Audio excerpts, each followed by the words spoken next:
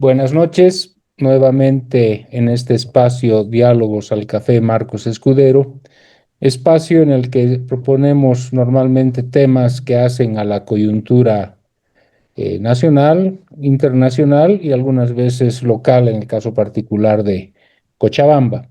Hoy nos convoca un tema que ha sido motivo de titulares hace un par de semanas, cuando se hablaba de que Bolivia estaba en puertas de una gran hambruna, y creo que es un tema que vale la pena reflexionarlo, si bien los autores del informe no han querido participar el día de hoy, obviamente entendemos por la relación que hay con, al ser órganos oficiales y en los que el gobierno boliviano tiene participación. Creemos que vale la pena reflexionar. Hoy nos acompañan representantes de dos instituciones muy importantes que han estado trabajando en este tema: Giovanna Hurtado por parte del CEDLA y Carla Cordero por parte de la Fundación Jubileo, dos instituciones que tienen un prestigio muy bien ganado en el país y que nos van a ayudar a descifrar lo que realmente está ocurriendo con la información que nos puedan proporcionar. Pobreza y vulnerabilidad social. ¿Cuál es en este momento la situación actual de la pobreza en Bolivia? Que evidentemente hay riesgos de hambruna. ¿Cuánto puede afectar esta coyuntura económica en la que estamos viviendo para que toda aquella gente que según las cifras hubieran salido de la pobreza pueda, qué probabilidades hay de que vuelvan a la pobreza rápidamente? Y bueno, y los desafíos que tenemos como país hacia adelante. A ambas les quiero dar la bienvenida. Normalmente en este espacio los expositores tienen de 15 a 20 minutos para desarrollar su análisis propuesta, y luego abrimos a la participación de la gente que nos está acompañando para que puedan hacer consultas, comentarios sobre lo expuesto. Así es que, bienvenidas. Bueno, yo les agradezco a nuestras dos expositoras. Creo que ha sido ambas exposiciones muy ilustrativas de los desafíos que tenemos como país. Los que quieran hacer uso de la palabra pueden usar el icono y levantar la mano para que podamos darles la palabra. Recordarles que comentarios o consultas que no pasen de los 2 minutos. Primero está don Daniel Moreno, que ha pedido la palabra. Por favor, Daniel, adelante. Gracias, Pepe. Buenas noches, y gracias a Carla y a Giovanna por las presentaciones tan claras y puntuales sobre el estado de la pobreza en Bolivia. Es elocuente que sean dos instituciones de la sociedad civil las que hacen este tipo de investigaciones y que presentan esta información en espacios como este, y que no sea ni el Estado ni la academia. Creo que eso habla bastante de las preocupaciones y las prioridades que se tienen en el ámbito institucional en Bolivia. Yo tengo una pregunta, pensando en la crisis, en la situación económica que se deteriora en el país, y que parece inminente, que se va a seguir deteriorando más, hasta niveles que no queremos ni imaginarnos, ¿no? Y es claro que cuando hay crisis, la crisis afecta a todos, pero que hay sectores poblacionales que sufren mucho más y que incluso sus capacidades de reproducción social están en riesgo ante una situación de crisis. Entonces, lo que yo quisiera saber es si es que hay manera de saber qué porcentaje de la población boliviana es altamente vulnerable a la crisis que se nos viene. Y ahí me pongo a pensar en la idea esa de la hambruna, que creo que es una de las preocupaciones detrás de la reunión de hoy, que hay voces internacionales dicen que Bolivia está en riesgo de hambruna. Entonces, lo que yo quiero saber es, para quiénes la inminente crisis económica va a ser mucho más, va a ser más dura, va a generar efectos adversos más grandes. Y si no se puede cuantificar esta población con alta vulnerabilidad ante la crisis, al menos quisiera saber si es que se puede tener una idea de quiénes son, cuáles son las características socioeconómicas de estas personas que están al borde del precipicio y que una situación de crisis podría desencadenar una situación incluso humanitaria muy difícil. Gracias. Gracias, Daniel. Vamos a juntar cuatro consultas, comentarios para volver con nuestros expositores. Así es que les ruego que tomen nota para que no se olviden de los comentarios. A ver, Miroslava, por favor, adelante tu micrófono. Gracias. Bueno, un saludo también a Giovanna Hurtado y a Carla Cordero, realmente muy sintético, claro y conciso.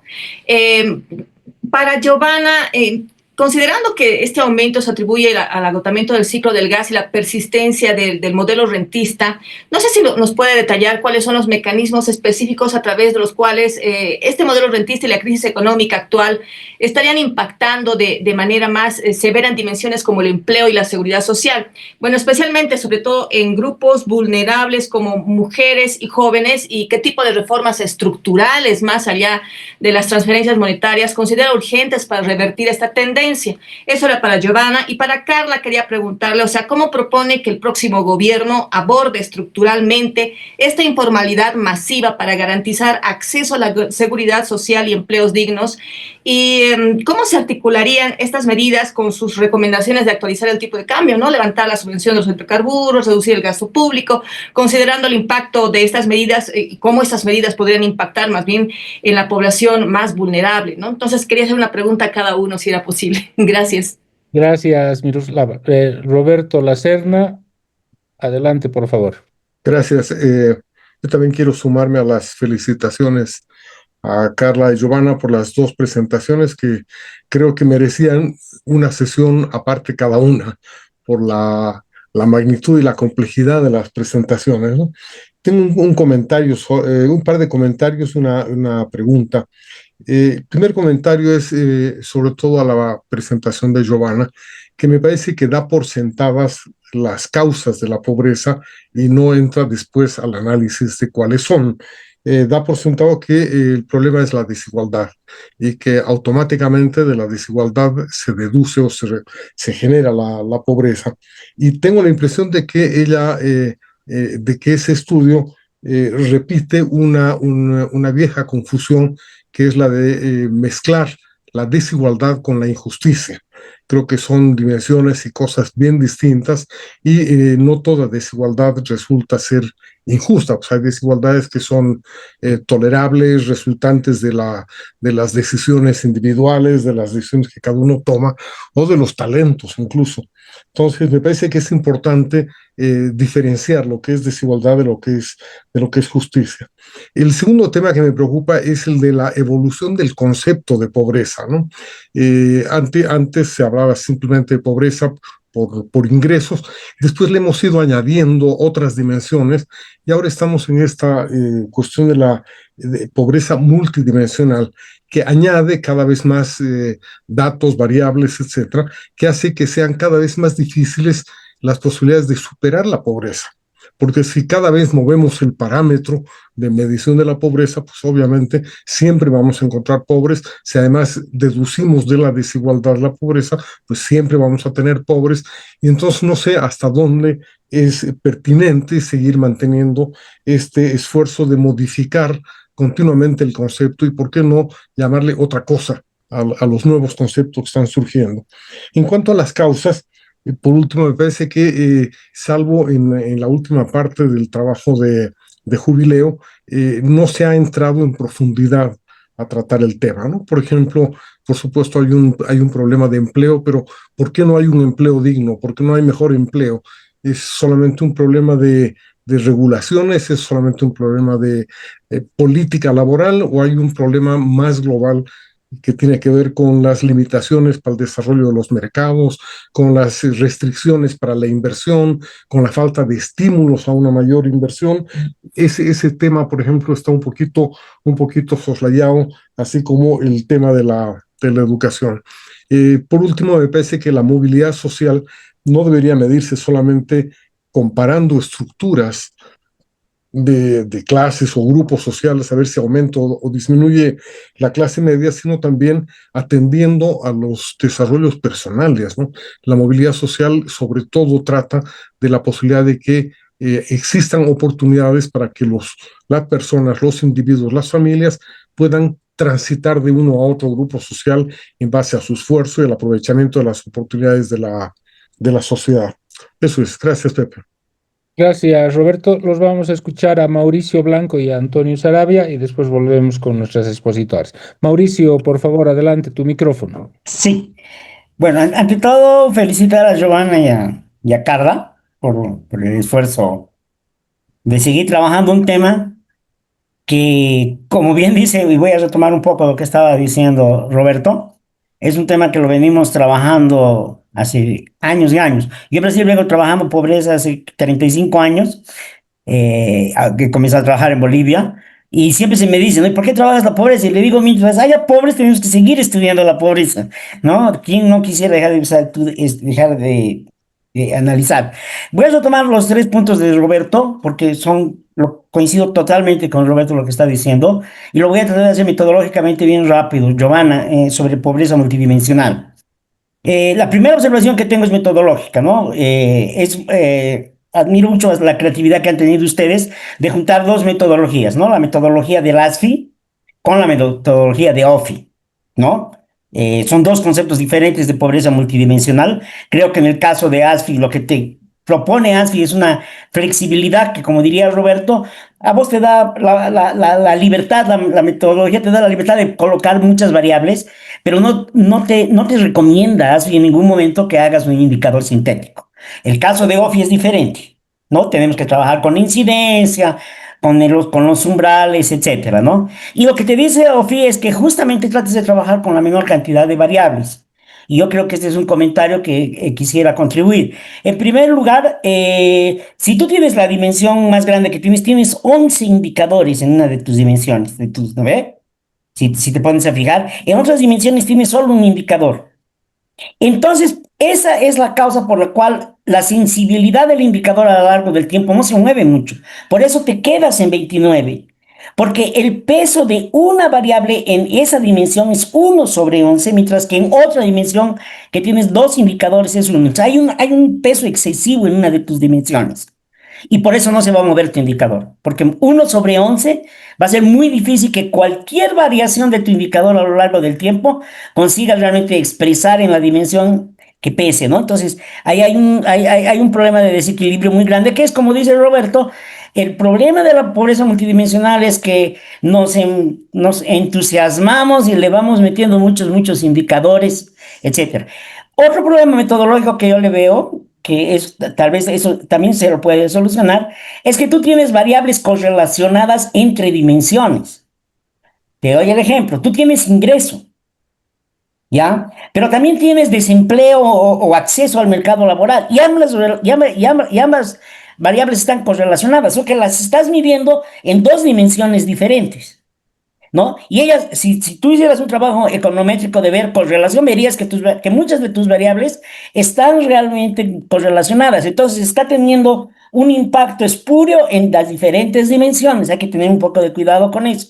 O sea, ver en cada una de las dimensiones qué variables estás escogiendo, y te vas a dar cuenta, no puedo verlo ahora porque no estás con la presentación, ver que realmente hay una correlación muy pesada. Precariedad, acceso al mercado laboral, trabajos decentes e ingresos. Me estás hablando prácticamente de diferentes facetas del mismo factor. Obvio que las personas tienen un peso bajo en el ingreso cuando sabemos que en Bolivia hay informalidad, hay precariedad, hay desempleo, si también quieres. Entonces, creo que ahí hay que tener un poco de cuidado. Finalmente, el último comentario, Giovanna, es que clases.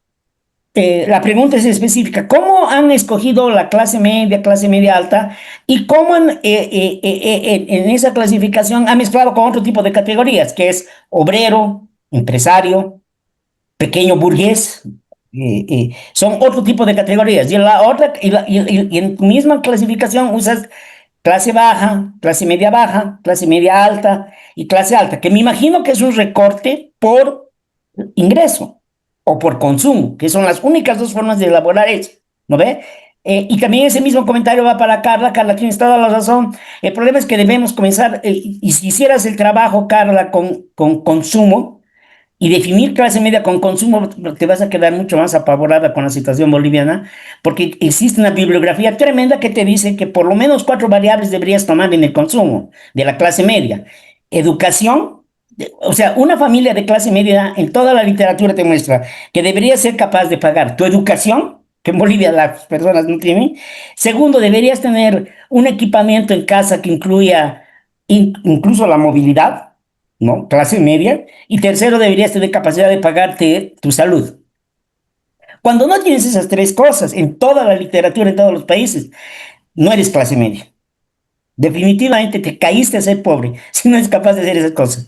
Felicidades, Carla, por el trabajo. Creo que es un trabajo de percepción que es una cosa muy importante, ¿no? Trabajamos todos los años en pobreza y nunca, y siempre nos olvidamos ir a preguntar, bueno, ¿y cuál es tu situación? ¿Qué piensas de tu pobreza, ¿no? Y creo que ese es el valor del trabajo de Jubileo. Gracias por haberme expandido y paciencia por todo lo que he mencionado. Gracias, Mauricio. Antonio, por favor, tu micrófono y si puedes Muchas tocar. gracias. Sí. Muchas gracias. Miren, yo tengo un comentario conceptual. En la primera presentación veíamos que la pobreza era fundamentalmente el resultado de no acceder a derechos, ¿no? Derechos de ingreso, derechos de acceso a Internet, derechos de vivienda. Y eso me preocupa muchísimo porque si definimos la pobreza como el no acceso a derechos, entonces alguien se puede parar en la calle y decir, bueno, yo soy boliviano y tengo derecho a que me den vivienda, tengo derecho a que me den educación, tengo derecho a ingresos o a conexión a Internet. Y entonces la conclusión lógica es que el Estado, para proveer esos derechos, tiene que obligar a otros a pagar por estas cosas. Entonces, si definimos la derecha como la falta de acceso, perdón, la pobreza como la falta de acceso a derechos, la conclusión inevitable es que el Estado tiene que acogotar a otros para pagar estos derechos. Y eso no me parece razonable. Es como este concepto de la seguridad alimentaria, ¿no? Nada es pues seguro en la vida. No puedo asegurar alimentos, ¿no es cierto? El que no trabaja no come, ¿no? Entonces tenemos, es decir, no se pueden asegurar bienes económicos. Los bienes económicos tienen un precio. Entonces, conceptualmente me parece eso muy conflictivo. Y lo segundo relacionado es esto de la desigualdad, ¿no? La desigualdad y la pobreza no son lo mismo y la desigualdad no es la causa de la pobreza ni viceversa, ¿no? Es decir, puedes tener una sociedad, imagínate una sociedad de 10 personas en las que 9 ganen $1 millón al mes y una de ellas gane 100 billones al mes. Entonces, esta va a ser una sociedad muy desigual, tremendamente desigual, pero no va a haber pobreza. ¿Me explico? Es decir, las dos no necesariamente están, una no causa la otra. ¿Ah? Entonces, yo creo que hay que tener cuidado con eso. Y quería ver la reacción de las panelistas sobre esto. Muchas gracias. Gracias, Antonio. Carla, Giovanna, tienen la palabra. ¿Quién quiere hacer uso primero? Adelante. Giovanna, adelante. Yo podría comenzar. Dale. Bueno, gracias por los comentarios y las preguntas. Voy a tratar de repasar en orden como se han ido, como han sido lanzadas las preguntas. Primero voy con Daniel Moreno, que nos preguntaba si hay alguna manera de saber qué porcentaje de la población es vulnerable a la crisis. Seguramente existen formas, ¿no? de poder estimar ese porcentaje. Sin embargo, acá lo que yo considero importante es ver que la crisis que estamos viviendo actualmente está afectando a la población de todos los niveles, ¿no? O sea, personas de nivel económico alto, medio, bajo, si queremos llamarle clases sociales altas, medias, bajas, clase obrera, o sea, la crisis está realmente golpeando a toda la población. Em, una, Poder identificar la población vulnerable a la crisis, la población que está, como lo decía en algún momento Carla, en una línea, ¿no? O sea, un boliviano más eres clase media, un boliviano menos eres clase baja. Yo creo que aquí el concepto importante es poder romper y salir de esa noción de medición por ingresos.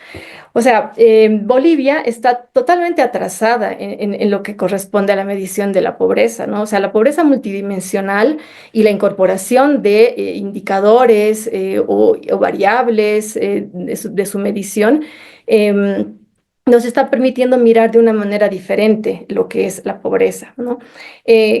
Yo, recogiendo todos los comentarios de los colegas, veo que estamos todavía cerrados en el tema de la pobreza monetaria. Entonces, todo lo que no es, todo lo desconocido, lo distinto, que en este caso es la pobreza multidimensional, claro, es algo que es realmente complejo de comprender, ¿no? El proceso que nosotros hemos llevado a cabo ha sido muy complejo, muy largo, para poder tener los resultados que hemos tenido.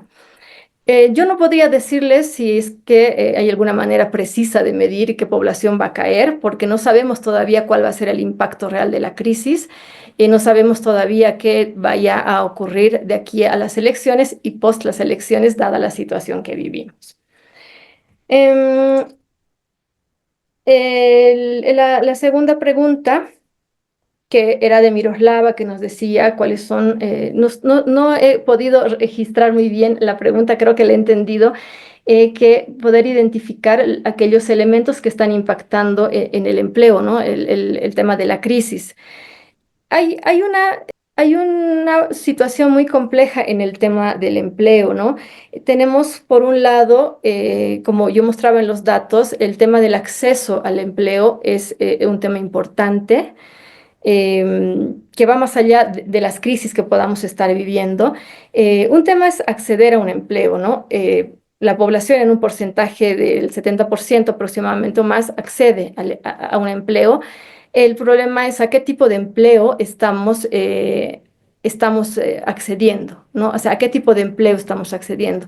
Empleos precarios, empleos cuyo ingreso es muy bajo, que no tienen protección social, empleos temporales. Yo creo que lo más importante acá es mirar el tema de la calidad del empleo a que la población accede.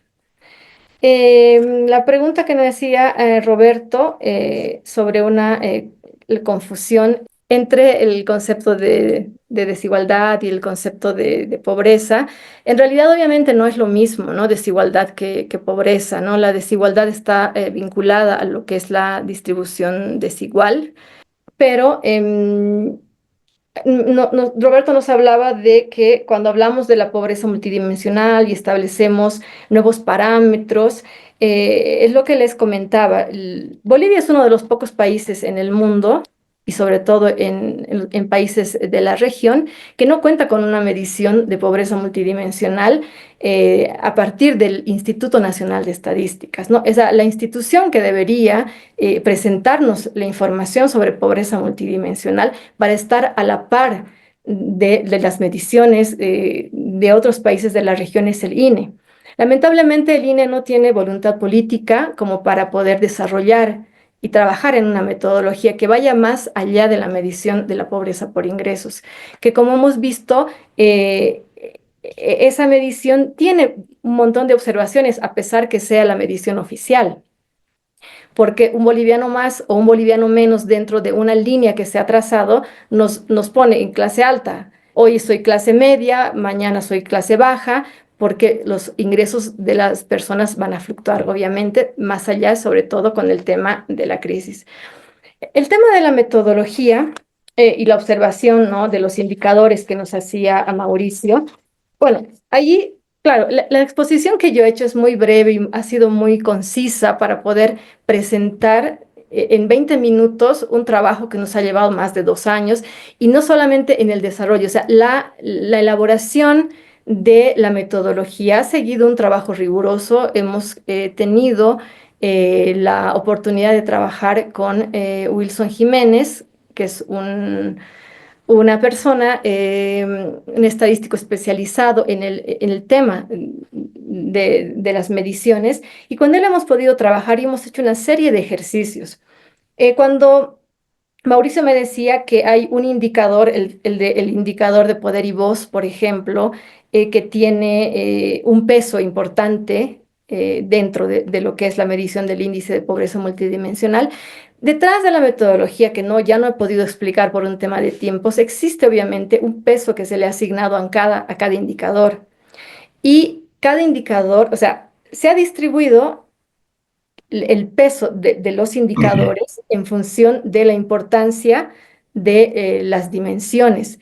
Y evidentemente la dimensión de poder y voz que tiene un solo indicador no ha tenido el mismo peso que la dimensión de recursos o de oportunidades que tienen los indicadores.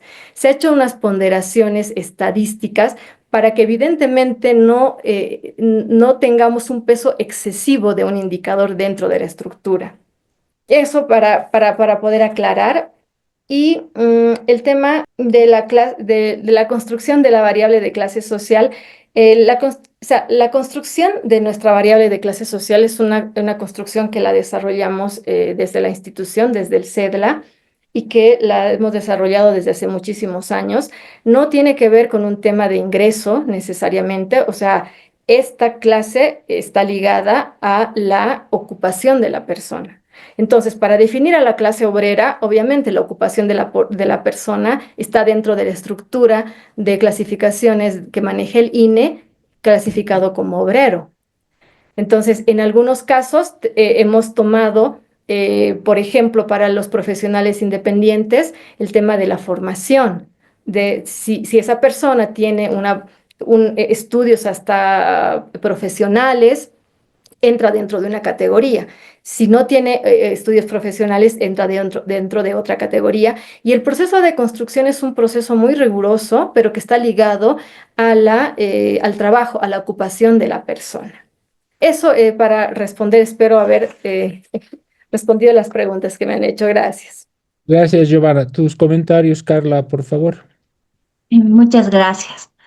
Bueno, respecto a la primera pregunta de cómo focalizar mejor a los pobres, y aquí, bueno, coincido con Giovanna y también con Mauricio sobre el tema de la focalización debe ir más allá del ingreso monetario, ¿no? Entonces, hay muchas personas que quedan fuera de los programas sociales porque su ingreso supera apenas la línea de pobreza. Entonces, acá sí se tienen que utilizar múltiples criterios como el tema de los ingresos reales, ajustados al costo de vida, las características del hogar, el acceso a derechos básicos, como mencionaba Mauricio, ¿no? El tema de educación, equipamiento, el tema de salud, protección social, pero creo que es clave trabajar en instrumentos de registro unificado que combinen datos del INE y creo que una fuente muy importante de información para focalizar estos programas sociales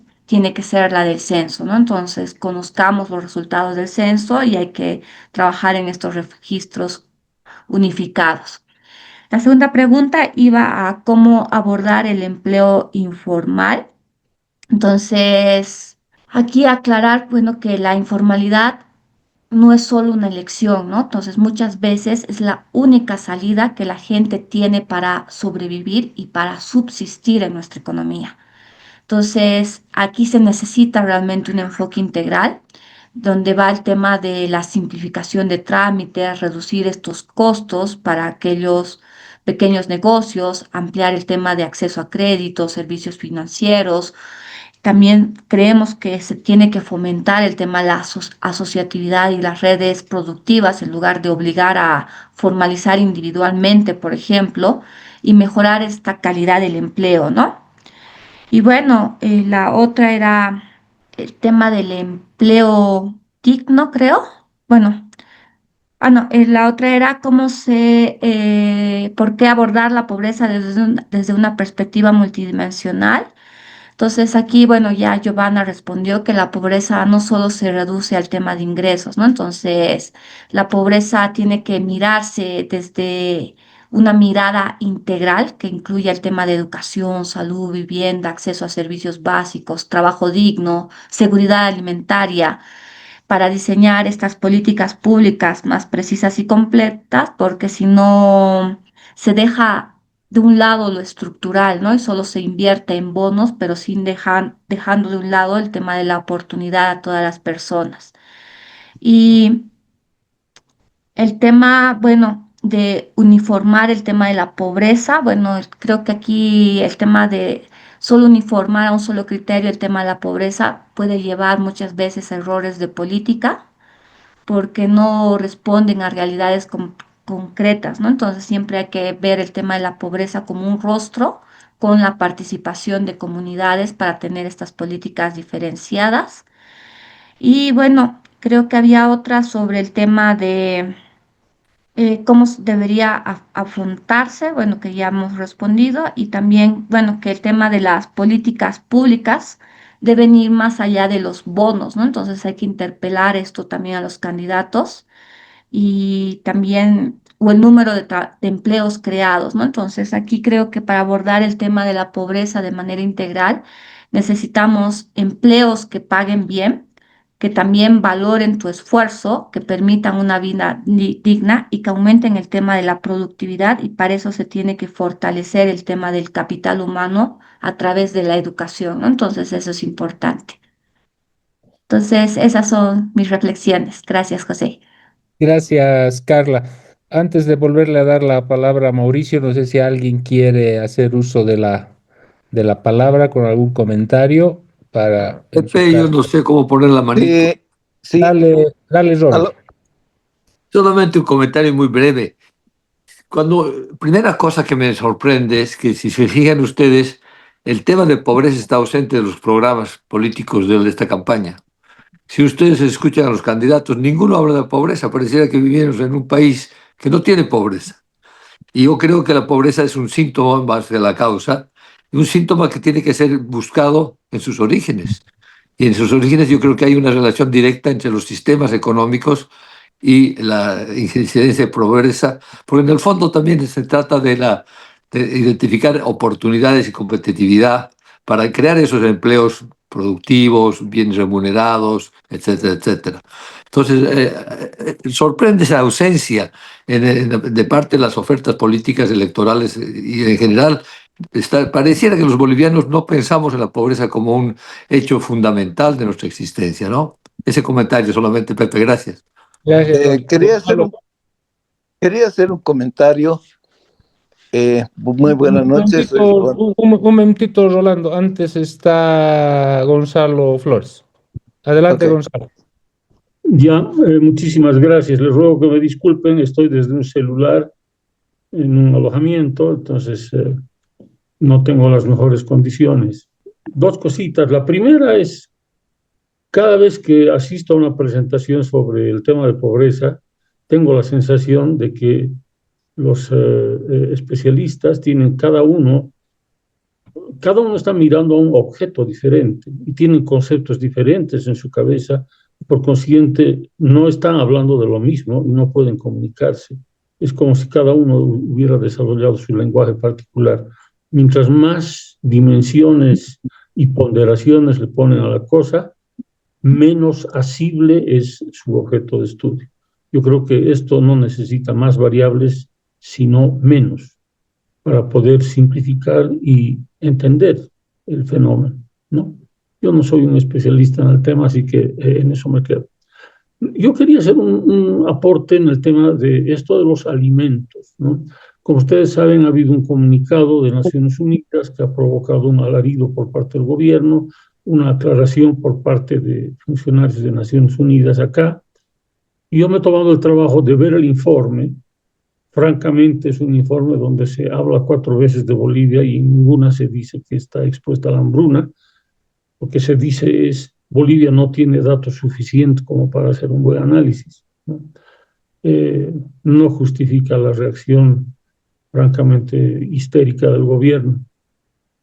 Hubiera sido mucho más apropiado que el gobierno examine la información que genera sobre seguridad alimentaria, sobre alimentos en general, y haga una valoración de eso, qué es lo que sabemos y cómo podríamos usar eso para mejorar la alimentación de la población. Hay una batería muy grande de métodos para estudiar este tema de la alimentación. Me voy a limitar a enumerarlos para no aburrir a nadie, ¿no? El primer método es ver los índices de precios de alimentos. y particularmente el costo de una canasta básica o saludable de alimentos. Eso está al alcance de la mano, pero necesita honestidad estadística. Hay que usar precios reales. Otro método importantísimo es el método de las hojas de balance. Las hojas de balance son, digamos, una lista de todos los alimentos disponibles en el país y se convierte todos los alimentos, todos los volúmenes de alimentos a calorías y se los suman. Y por otro lado, se toma la población, su distribución por edades y sexos y se calcula sus necesidades. Y entonces se puede comparar con la cifra anterior y saber si el país está por encima o por debajo de los requerimientos. Es una cosa que se puede hacer también con la información disponible, pero bueno, requiere un entrenamiento este cálculo, ¿no? Si se aplica bien, se puede calcular una cosa que se llama POU, en inglés Prevalence of Undernourishment, que da la sensación de que está midiendo la desnutrición en la gente, cuando en realidad es una medida agregada, es una función integral, una función de densidad que mide la probabilidad de que un individuo tomado al azar esté por debajo del mínimo necesario para alimentarse bien. Sumamente útil, aunque muy difícil de calcular, toma tiempo dominarlo, pero se han hecho los entrenamientos adecuados. He visto con mucho gusto que una de las expositoras usó en su estudio un método que se llama la ELCSA, la Escala Latinoamericana de Seguridad Alimentaria, que es una escala de unas 12 preguntas sobre la percepción de la gente. Señora, este mes han consumido menos alimentos, han suprimido algún alimento, alguien ha dejado de comer para que otro pueda comer, etcétera, ¿no? Y bueno, eso está ya bastante bien estandarizado y es una herramienta que se debería estar aplicando en este momento, sobre todo en las zonas más pobres. No necesita grandes entrenamientos y es muy revelador. Por supuesto que hay los estudios de consumo de alimentos, de ingesta, son más complicados cuando se quiere detectar el nivel de ingesta de vitamina A, D, E, F, yodo y hierro, pero debería el Ministerio de Salud estar haciendo ejercicios regulares porque algunos de ellos nos pueden dar señales de alarma tempranas. Los indicadores supremos de la seguridad alimentaria, supremos, son los del estado nutricional de la población. Entonces hay que saber cuánto tenemos de desnutrición crónica, cuánto de desnutrición global y cuánto de desnutrición aguda. Y yo creo que los gobiernos del MAS se han aplazado de una manera escandalosa por la lentitud e imprecisión con que generan estas cifras y hablando francamente, la falta de interés en realizar los estudios antropométricos necesarios para tener los datos. Es una barbaridad, ¿no? Bien, por último, sí, ahí ya me quedo para no prolongarme más. Muchas gracias, disculpe. Gracias. Rolando, por favor, tu comentario. Sí, me gustaría simplemente escuchar la posición, bueno, antes saludar y felicitar a toda la gente que ha participado en este proyecto, pero no he escuchado nada con relación a las observaciones que hizo el señor Sarabia. Y yo quería adicionar dos cosas más. Uno de los problemas centrales creo que es procurar sintetizar lo que significa un gradeamiento ordinal con un gradeamiento cardinal. Es por eso que un boliviano más parece que lo lleva a una clase o a otra, cuando el problema son de prioridades. Y finalmente quería decir lo siguiente.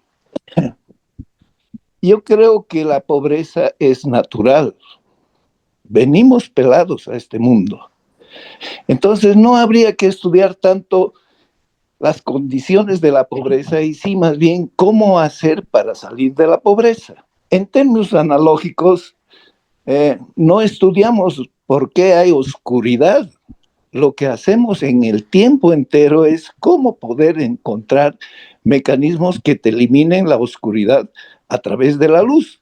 Entonces creo que estas dos cosas y más las observaciones que ha hecho el señor Sarabia me gustaría escuchar de los panelistas. Gracias. Gracias, Rolando. Mauricio, cortito, Sí, rapidito. A ver, al punto. quiero contribuir para algo que Gonzalo dice. En primer lugar, cualquier índice de pobreza multidimensional no es un indicador sintético. Seamos claros con eso. No es sintético. No es como el IDH, ni mucho menos.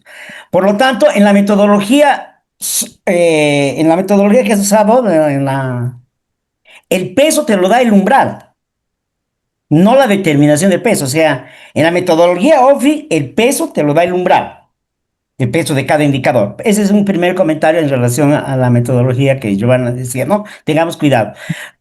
Hay una cosa que yo quiero responderle a Roberto, ¿no? Roberto Lacerda dice, hemos trabajado con la pobreza monetaria y de ahí nos hemos pasado a hablar de pobreza multidimensional, ¿no? Y siempre hemos usado el argumento que estamos hablando, ¿no? O sea, lo que pasa es que cada vez somos pobres en diferentes cosas, somos pobres en educación, pobres en salud, etcétera. El tema, Roberto, es, en términos así, analíticos y de teóricos, es lo siguiente. El ingreso sería una perfecta proxy, y voy a decir aquí una barbaridad neoliberal, sería una perfecta proxy de bienestar de la persona si los mercados fuesen perfectos. Como los mercados no son perfectos, el ingreso monetario no expresa otras pobrezas. Esa es la raíz por la cual hemos salido a hacer esos 20.000 modelos de pobreza multidimensional. Es un problema que si los mercados funcionasen perfectos y el dinero funcionase perfecto, tú podrías comprar salud, podrías comprar educación, funcionarían los mercados perfectos, y los mercados no son perfectos por la participación del Estado. Entonces, ese es un elemento fundamental. ¿Ya? Por eso hemos evoluido de la pobreza monetaria, que era unidimensional, a la pobreza multidimensional, porque lamentablemente los mercados no son perfectos y por lo tanto no podemos expresar monetariamente todo eso lo que decimos. Ese es un comentario importante.